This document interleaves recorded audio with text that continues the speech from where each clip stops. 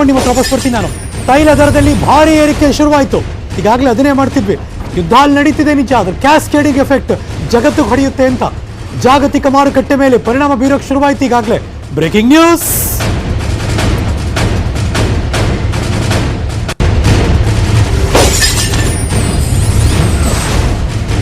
ಷೇರುಪೇಟೆ ಮೇಲೆ ಹೊಡೆತ ಹೊಡೆಯುತ್ತೆ. ತೈಲ ಬೆಲೆಯಲ್ಲಿ ಹೊಡೆತ ಹೊಡಿತು. ಈಗ ಬ್ಯಾರೆಲ್ಗೆ $100 ತಲುಪಿತು ತೈಲ ದರ. ಭಾರತದಲ್ಲೂ ಕೂಡ ತೈಲ ದರ ಏರಿಕೆ ಸಾಧ್ಯತೆ. ನಾಳೆ ಬೆಳಗ್ಗೆ ಕಣ್ಬಿಟ್ಟು ಪೆಟ್ರೋಲ್ ಬಂಕ್ ಹತ್ರ ಹೋದ್ರೆ ಜಾಸ್ತಿ ಆದರೂ ಆಶ್ಚರ್ಯ ಪಡಬೇಡಿ. ಚಿನ್ನದ ಬೆಲೆಯು ಏರಿಕೆ ಆಗುವ ಸಾಧ್ಯತೆ ಇದೆ. ಈ ಕ್ಷಣ ನೀವು ನೋಡ್ತಿದ್ದೀರಾ. ಅದಕ್ಕೋಸ್ಕರನೇ ಎಲ್ಲರೂ ಕೂಡ ರಿಕ್ವೆಸ್ಟ್ ಮಾಡ್ತಾ ಇದ್ದದ್ದು, ಬೇಡ ಇದಾಗದು ಬೇಡ ಅನ್ನೋದೇ ಮನವಿ ಇತ್ತು. ಆದರೆ ಅದೆಲ್ಲವನ್ನು ಪಕ್ಕಕ್ಕೆ ತಳ್ಳಿ ನಾವು ಮಾಡಬೇಕು, ನಮ್ಮ ಸೇನಾ ಆಪರೇಷನ್ ಇದು, ಮಾಡ್ತೀವಿ ನಾವು ಅಂತ. ನಮ್ಮ ಜೊತೆ ದೂರವಾಣಿ ಸಂಪರ್ಕದಲ್ಲಿ ಶ್ರೀ TS ಚಂದ್ರಶೇಖರ್ ಅಂತಾರಾಷ್ಟ್ರೀಯ ವಿಶ್ಲೇಷಕರಿದ್ದಾರೆ. ಚಂದ್ರಶೇಖರ್ ಸರ್ ನಮಸ್ಕಾರ. Good morning sir. Good morning sir. ನಮಸ್ಕಾರ sir. Thanks for having me. Sir pleasure sir. Sir ಯಾಕೆ ರಷ್ಯಾದವರು ಇಷ್ಟು ಹಠ ಬಿಡದೆ, ಯಾರದ ಮನವಿಗೂ ಕೂಡ ರಿಕ್ವೆಸ್ಟ್ ತಗೊಳ್ಳದೆ ಈ ಯುದ್ಧ ಸಾರಿದ್ರು ಸರ್? ಸರ್ ಫಸ್ಟ್ ಆಫ್ ಆಲ್ ಅಂತಾರಾಷ್ಟ್ರೀಯ ರಾಜಕೀಯದಲ್ಲಿ, ಇಂಟರ್ನ್ಯಾಷನಲ್ ಪಾಲಿಟಿಕ್ಸ್ ಅಲ್ಲಿ there is no friend, no enemy, only national interest. So ಅದರಿಂದ ರಷ್ಯಾದವರು ಉಕ್ರೇನ್ ಅವರ ಏನೋ ಒಂದು ಬಾರ್ಡರ್ ರೀಜನ್ ಇದೆ, ಅಲ್ಲಿ ಯಾವುದೇ ಕಾರಣಕ್ಕೂ ಕೂಡ ನ್ಯಾಟೋ ಅಂತ ಹೇಳಿದ್ರೆ ಯುರೋಪ್ ಮತ್ತೆ ಅಮೆರಿಕ ಒಂದು ಸಂಘಟನೆ ಏನಿದೆ, ಆ ಸಂಘಟನೆಯ ಗುಂಪು ಅಥವಾ ಮಿಲಿಟರಿ ಅಲ್ಲಿ ಬರಬಾರ್ದು ಅಂತ ಹೇಳ್ಬಿಟ್ಟು 91ರಲ್ಲಿ ರಷ್ಯಾ ಡಿಸ್ಇಂಟಿಗ್ರೇಟ್ ಆದಾಗ ಒಂದು ವರ್ಬಲ್ ಅಗ್ರಿಮೆಂಟ್ ಆಗಿತ್ತು. ಆದ್ರೆ ಉಕ್ರೇನ್ ಅವರು ಬೆಲಾರುಸ್ ಮತ್ತೆ ಬಹಳಷ್ಟು ಜನ ಬಲ್ಗೇರಿಯಾ, ರೊಮೇನಿಯಾ ಇವರೆಲ್ಲರೂ ಕೂಡ ನ್ಯಾಟೋ ಜೊತೆ ಹೋಗ್ತಾ ಇದ್ದಾರೆ. ಅದರಿಂದ ರಷ್ಯಾದವರು they have thought that this is the security threat for their identity.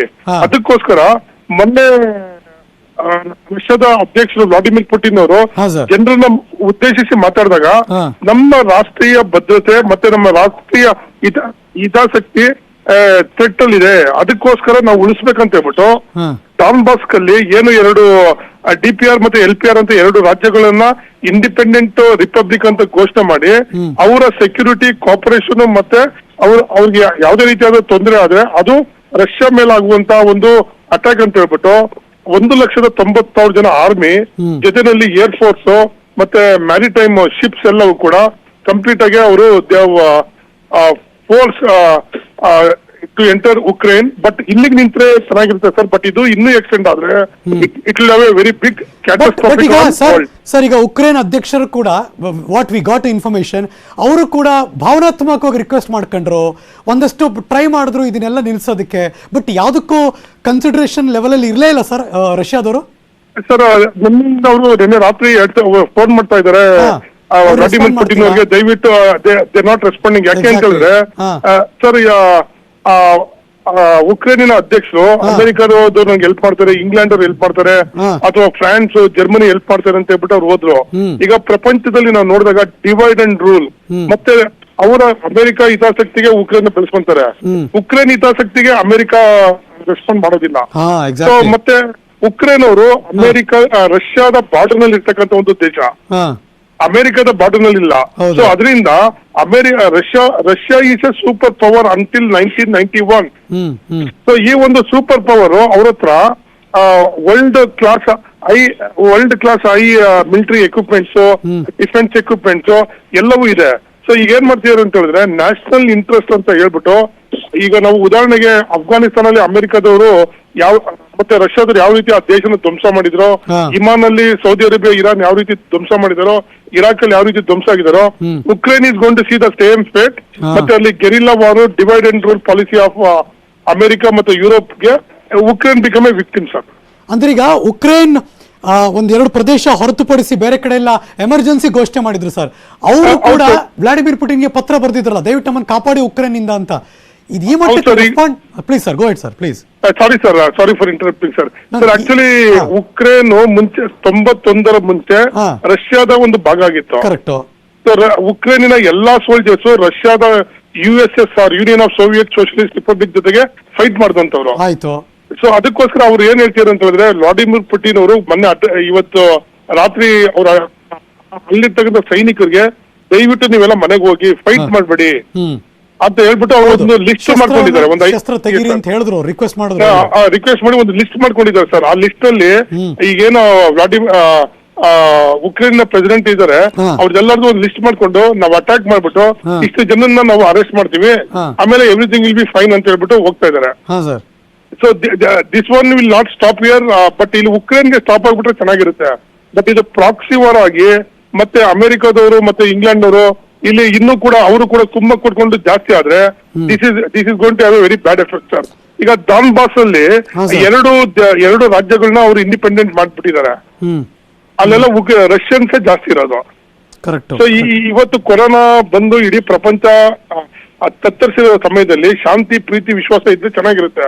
ವಿಶ್ವಸಂಸ್ಥೆನಲ್ಲಿ Bharat ಕೂಡ ಅದೇ ಹೇಳಿದ್ದು, ದಯವಿಟ್ಟು ರಿಜಿಸ್ಟರ್ ಮಾಡಿ ಅಂತ. ಇವತ್ತೇನ್ ಮಾಡ್ತೀವಿ ಅಂತ ಹೇಳಿದ್ರೆ, ಈ ಒಂದು ಆಕ್ಟ್ ಇಂದ ನಾಳೆ ಚೈನಾದವರು ಕೂಡ ಸೇಮ್ ತೈವಾನ್ ಮೇಲೆ ಮಾಡ್ಬೋದು, ಅರುಣಾಚಲ್ ಪ್ರದೇಶ ಮೇಲೆ ಮಾಡ್ಬೋದು, ಸಿಕ್ಕಿಂ ಮೇಲೆ ಮಾಡ್ಬೋದು ಸರ್. Very true sir. ಇವತ್ತು ಬೆಳಗ್ಗೆ ನೀವು ನೋಡಿರ್ತೀರಾ ರಷ್ಯಾದ ಅಧ್ಯಕ್ಷರು ಯಾವ ತರ ಮಾತಾಡಿದ್ರು ಅಂತ. ಬಟ್ ಹಿ ವಾಸ್ ಒಂಥರ ನನ್ನ ನಿರ್ಧಾರವನ್ನ ಸಡಿಲಿಸಲ್ಲ ನಾನು ಅನ್ನೋದ್ರ ಜೊತೆಗೆ ನ್ಯಾಟೋ ಮಿತ್ರಕೂಟ ದೇಶಗಳಿಗೂ ಕೂಡ ಒಂದು ಎಚ್ಚರಿಕೆ ಕೊಟ್ಟರು ಸರ್ ಅವರು. ಹೌದು ಸರ್.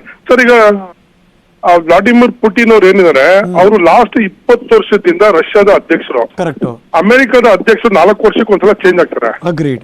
ಸುಮಾರು ಒಂದು 5 ಜನ ಅಧ್ಯಕ್ಷರನ್ನ ಅವರು ಅಮೆರಿಕ ಅಧ್ಯಕ್ಷರನ್ನ ನೋಡಿದ್ದಾರೆ. ಅದೇ ರೀತಿ ಚೈನಾದಲ್ಲಿ ಕೂಡ ಜಿ ಜಿನ್ಪಿಂಗ್ ಲಾಸ್ಟ್ 15 ವರ್ಷದಿಂದ ಅಧ್ಯಕ್ಷರು. ಸೊ ಅವ್ರಿಗೆ ಇಂಟರ್ನ್ಯಾಷನಲ್ ಪೊಲಿಟಿಕ್ಸ್ ಇವ್ರಿಗಿಬ್ರು ಗೊತ್ತಷ್ಟು ಬೇರೆ ಯಾರಿಗೂ ಗೊತ್ತಿಲ್ಲ. That is the truth sir. ಎರಡನೇದು, ಅಮೆರಿಕದವರು ಅಫ್ಘಾನಿಸ್ತಾನ ಅಲ್ಲಿ ಯಾವಾಗ ಸೋತಿ ಎದುರು ಓಡೋದ್ರು, ಇವರು ವರ್ಲ್ಡ್ ಅಲ್ಲಿ ರಷ್ಯಾ ಸಿರಿಯಾದಲ್ಲಿ ಗೆದ್ದಾದ್ಮೇಲೆ ಅವರು ತಮ್ಮ ಪವರ್ ನ ತೋರಿಸ್ತಾ ಇದಾರೆ. 1991 ರಷ್ಯಾ ತನ್ನ ಟೆರಿಟರಿ ಭೂಗರ್ಭನ ಕಳ್ಕೊಂತು, ಮತ್ತೆ ತನ್ನ ಪವರ್ ಕಳ್ಕೊಂತು, ಎಕನಾಮಿಕ್ ಸ್ಟೇಟಸ್ ಕಳ್ಕೊಂತು, ಇನ್ಫ್ಲೂಯೆನ್ಸ್ ಕಳ್ಕೊಂತು. ಈಗ 4 ಕೂಡ ಅವರು ವಾಪಸ್ ಪಡೆಯೋದಕ್ಕೆ ಈ ಒಂದು ಉಕ್ರೇನ್ ಉಪಯೋಗಿಸ್ತಾ ಇದ್ದಾರೆ ಸರ್. ಐನೋ, ಬಟ್ ಆದ್ರೆ ಸರ್ ಇದರಿಂದ ಭಾರತ ಸ್ಟ್ಯಾಂಡ್ ಬೇರೆ, ಬಟ್ ಇದರಿಂದ ಎಫೆಕ್ಟ್ ಆಗೋದು ಹೇಳಿ ಸರ್ ನಮ್ಗೆಲ್ಲ. ಸರ್, ನಂಬರ್ 1 ಇಮಿಡಿಯೇಟ್ ಆಗಿ ನಮ್ಗೆ ಪೆಟ್ರೋಲ್, ಡೀಸೆಲ್ ಬೆಲೆ ಗಗನಕ್ಕೆ ಏರ್ಬಿಡುತ್ತೆ ಸರ್. ಯಾಕೆ ಅಂತ ಹೇಳಿದ್ರೆ ಇಡೀ ಪ್ರಪಂಚಕ್ಕೆ 40% ಅಷ್ಟು ಗ್ಯಾಸ್ ಸಪ್ಲೈ ಮಾಡೋದು ರಷ್ಯಾನೇ. ಮತ್ತೆ ರಷ್ಯಾ ಕೂಡ OPEC organisation of petrol countries ಅಲ್ಲಿ ಜಗತ್ತಿನ 2ನೇ ಅತಿ ದೊಡ್ಡ ತೈಲೋತ್ಪಾದಕ ರಷ್ಯಾನೇ ತಾನೆ. Russia sir. ಸೊ ಅವರು ಸಪ್ಲೈ ಚೈನ್ ಪ್ರಾಬ್ಲಮ್ ಆಗ್ಬಿಟ್ರೆ ಆಟೋಮೆಟಿಕಲಿ ನಾವು ನಾಳೆ ಬೆಳಗ್ಗೆ ಪೆಟ್ರೋಲ್ ಬಂಕ್ ಹೋದಾಗ ತಾವ್ ಹೇಳ್ದಂಗೆ the price will be up. Petrol, diesel rate ಜಾಸ್ತಿ ಆದ್ರೆ ಚೈನ್ ರಿಯಾಕ್ಷನ್ ಎಲ್ಲಾ ತರಕಾರಿಯಿಂದ ಹಿಡಿದು ಪದಾರ್ಥಗಳಿಂದ ಹಿಡಿದು ಪ್ರತಿಯೊಂದು ಜಾಸ್ತಿ ಆಗುತ್ತೆ. ಅದನ್ನ ನಾವು ಕಂಟ್ರೋಲ್ ಮಾಡೋದಕ್ಕೆ ಆಗೋದಿಲ್ಲ. ಎರಡನೇದಾಗಿ ಸರ್, ರಷ್ಯಾ ಏನಿದೆ, ಭಾರತ ಇವತ್ತು ಕೂಡ 80% ಅಷ್ಟು ಮಿಲಿಟರಿ ಎಕ್ವಿಪ್ಮೆಂಟ್ಸ್ ಹಾರ್ಡ್ವೇರ್ ನ ರಷ್ಯಾದಿಂದನೇ ತಗೊಳೋದು. ಈಗ ಅಮೆರಿಕದವರು ಏನಾದ್ರು ಸ್ಯಾಂಕ್ಷನ್ ನಿರ್ಬಂಧನೆ ಇಂಗ್ಲೆಂಡ್ ಅವರು ರಷ್ಯಾ ಬ್ಯಾಂಕ್ಗಳ ಮೇಲೆ ಮಾಡಿದ್ರೆ ಅದ್ರ ಡೈರೆಕ್ಟ್ ಎಫೆಕ್ಟ್ ಇಂಡಿಯಾಗ ಆಗುತ್ತೆ. ಯಾಕೆಂತ ಹೇಳಿದ್ರೆ ಕೆಲವೊಂದು ಸೆನ್ಸಿಟಿವ್ ಮಿಲಿಟರಿ ಎಕ್ವಿಪ್ಮೆಂಟ್ಸ್, ಟೆಕ್ನಾಲಜೀಸ್ ಅವೆಲ್ಲವೂ ಕೂಡ ಎಕ್ಸ್ಪೋರೆಂಟೆಡ್ ಇತ್ತು ನಮ್ಗೆ. ಮಿಸೈಲ್ ಡಿಫೆನ್ಸ್ ಸಿಸ್ಟಮ್ ಅವೆಲ್ಲ ರಷ್ಯಾದಿಂದ ಬರೋದು. ಪೇಮೆಂಟ್ ಎಲ್ಲ ಇದು ಅಮೆರಿಕನ್ ಡಾಲರ್ಸ್ ಮತ್ತೆ ಅಥವಾ ಶಿಫ್ಟ್ ಅಲ್ಲಿ ಆಗ್ತಾ ಇರುತ್ತೆ. ಸೊ ಇವಕ್ಕೆಲ್ಲವೂ ಕೂಡ ನಿರ್ಬಂಧನೆ ಆಗ್ಬಿಡುತ್ತೆ. ಮೂರನೇದಾಗಿ ರಷ್ಯಾ ಮತ್ತೆ ಚೈನಾದವರು ಬಹಳ ಕ್ಲೋಸ್ ಆದ್ರೆ ಇಂಡಿಯಾಗೆ ಬಹಳ ಸಮಸ್ಯೆ ಆಗುತ್ತೆ ಸರ್. ಯಾಕೆಂತ ಹೇಳಿದ್ರೆ ಇಂಡಿಯಾದ ಲಡಾಖ್ ಬಾರ್ಡರ್ ನಲ್ಲಿ ಚೈನೀಸ್ ಸೋಲ್ಜರ್ಸ್ ಈಗಲೂ ಇದ್ದಾರೆ ಅಲ್ಲಿ. ಕರೆಕ್ಟ್.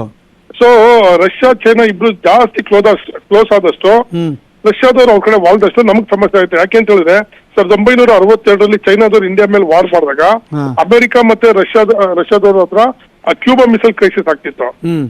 ಈಗ ಏನಾದ್ರು ನ್ಯೂಟ್ರಲ್ ಆಗ್ಬಿಟ್ರೆ ರಷ್ಯಾದವರು, ಪಾಕಿಸ್ತಾನ ಮತ್ತೆ ಚೈನಾ, ರಷ್ಯಾ ಇವರೆಲ್ಲ ಒಂದಾಗ್ಬಿಟ್ರೆ ಇರಾನ್, ಇಲ್ಲವೇ ವೆರಿ ಬ್ಯಾಡ್ ಎಫೆಕ್ಟ್. ಮತ್ತೆ ಫುಡ್ ಸಪ್ಲೈ ಚೈನ್ ಬಂದಾಗ ಗೋಧಿಯಿಂದ ಹಿಡಿದು ಫರ್ಟಿಲೈಸರ್ಸ್ ಎಲ್ಲವೂ ಕೂಡ ಶಾರ್ಟೇಜ್ ಆಗುತ್ತೆ.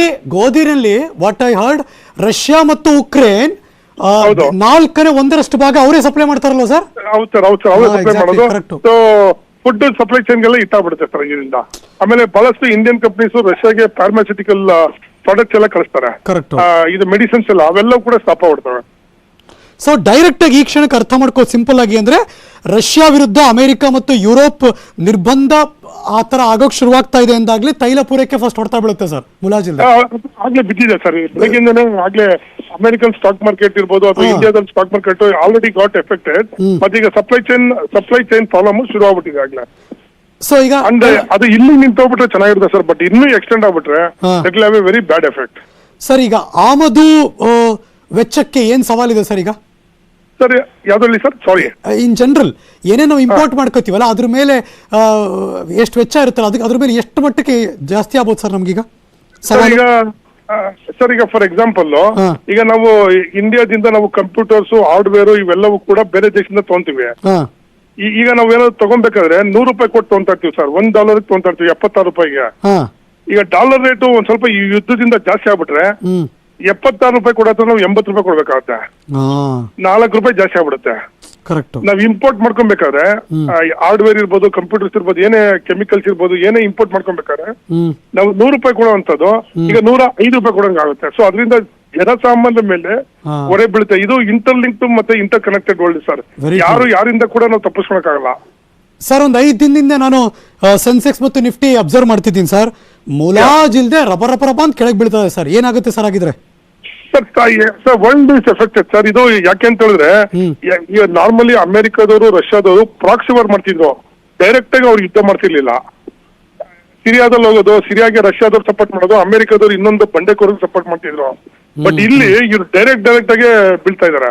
ಅದಕ್ಕೋಸ್ಕರ ಅಮೆರಿಕ ಅಧ್ಯಕ್ಷರು ಜೋ ಬೈಡನ್ ಅವ್ರು ಹೇಳಿದ್ರು, ನಾವು ದಯವಿಟ್ಟು ರಷ್ಯಾದವ್ರ ಜೊತೆಗೆ ಯುದ್ಧ ಮಾಡಲ್ಲ, ನಾವು ನಿರ್ಬಂಧನೆ ಆಗ್ತೀವಿ ಅಂತ ಹೇಳ್ತಿದ್ದಾರೆ. ಬಟ್ ಆದ್ರೆ the world nose the world is divided. So and it is going very ಡೇಂಜರಸ್ಲಿ sir.